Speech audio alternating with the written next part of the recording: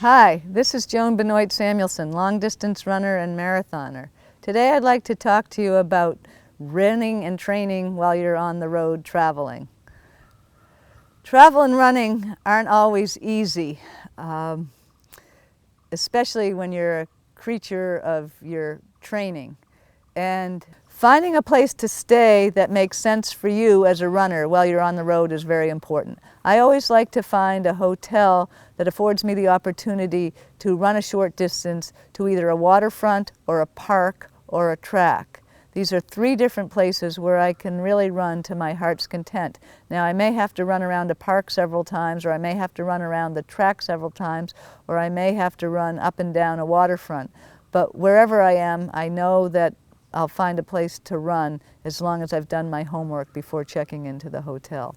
If I go to a track facility, I'll do a slight warm-up, and what I'll do is I'll utilize all the lanes on the track.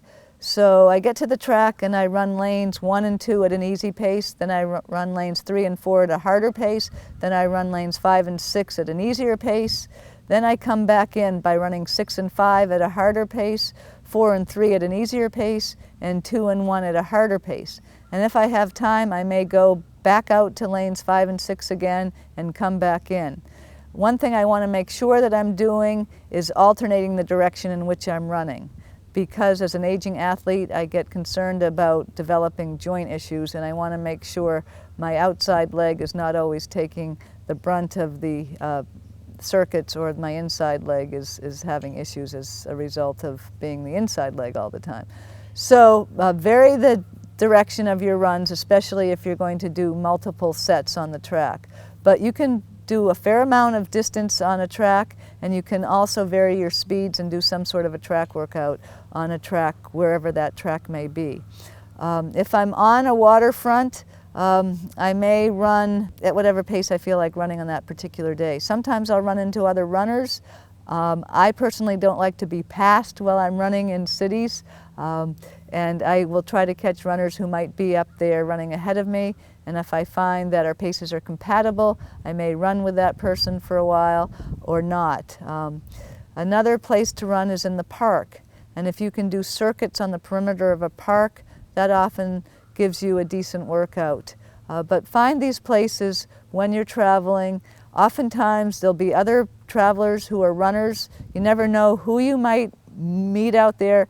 Runners are usually very friendly people, but you need to be on guard somewhat.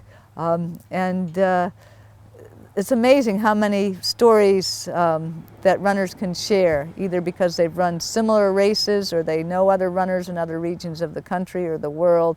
But oftentimes when I run into other runners and start a conversation, it's amazing how small the world of runners actually is.